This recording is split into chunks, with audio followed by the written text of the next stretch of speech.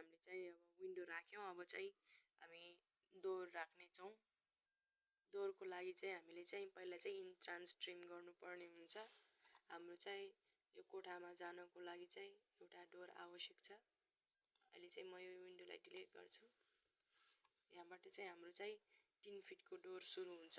यहाँबाट त्यही भएर चाहिँ हामीले चाहिँ अब यहाँ अब हाम्रो पोइमको लागि चाहिँ म रिफरेन्स लाइनको लागि चाहिँ सी इन्टर गर्छु। अनि यहाँबाट चाहिँ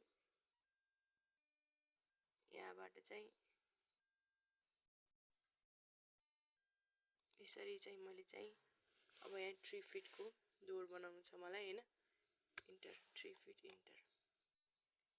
अब मलाई चाहिँ यहाँबाट म एउटा रिफरेन्स लाइन लिन्छु। अटो अफ भएकोले चाहिँ लाइन स्ट्रेट आएन। चाहिँ अटो अन गरे।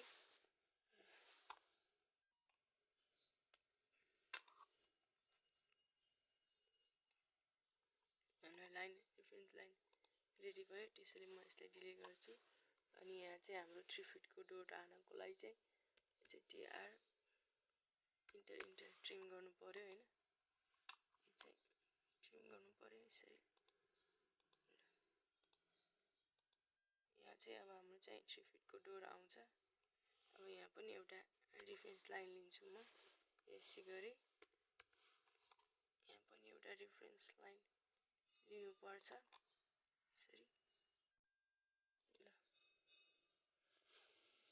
ल यहाँ चाहिँ म यहाँबाट चाहिँ एउटा 3 फिटको डोर ल्याउँछु। यो D1 भन्ने डोर छ हाम्रो। यसलाई सिलेक्ट गर्ने सीपी इन्टर। यो कपी हुन्छ।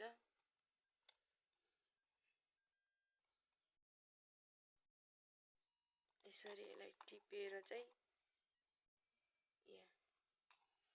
यहाँ तल ल्याउनु पर्यो। तर यो ठ्याक्कै यो हाम्रो चाहिँ मिरर गर्नुपर्ने छ हैन। किन भन्दाखेरि अब यहाँ त यो कोलममा जोड्ने गरेर राख्नुपर्ने ढोका यहाँ चाहिँ ठ्याक्कै अर्को भइरहेछ।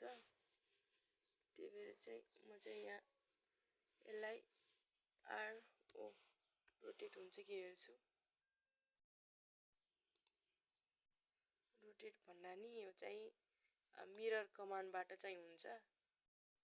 मिरर कमान्डबाट चाहिँ हुन्छ यो। यसलाई चाहिँ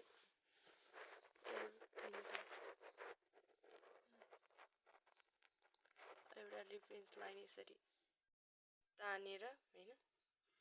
अनि यसलाई चाहिँ एमआई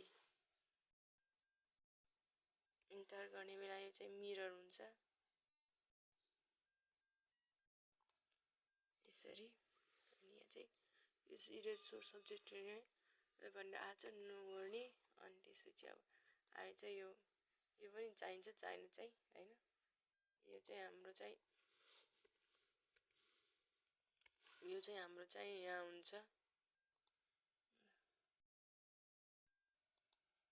यहाँ हुन्छ। यो डिलिट गरिदिउँ। यो अब हामीलाई चाहिएन। अनि हामी चाहिँ यसलाई चाहिँ कपी गरेर चाहिँ सीपी इन्टर गरेर चाहिँ हामीले चाहिँ यसलाई चाहिँ यो डोरलाई चाहिँ यसरी पोइन्टमा क्लिक गरेर चाहिँ यहाँ यसरी इन्सर्ट गर्ने। अब हाम्रो चाहिँ यहाँ चाहिँ वालको लाइन चाहिँ ट्रिम नगरेको ठाउँमा ट्रिम नै गर्नुपर्छ। वाल बढी भएको छ। यसलाई चाहिँ अब यहाँ डिलिट गर्नुपर्ने छ। डिलिट यो रुममा जाने ढोका हो हैन। त्यही भएर चाहिँ यो 3 फिटको ढोकाहरू यसरी यसरी चिपकाइदिने हो। यो डबल आ छ। यसलाई चाहिँ हामी चाहिँ डिलिट गरौँ।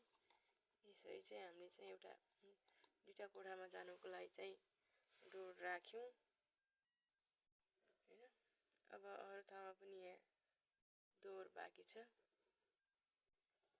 यसलाई चाहिँ डिलिट गरिदिउँ यसरी। अनि फेरि यसलाई सिलेक्ट गरेर यसरी यसको लागि चाहिँ पहिला चाहिँ रेफरेन्स लाइन एउटा लिनुपर्छ। यहाँबाट चाहिँ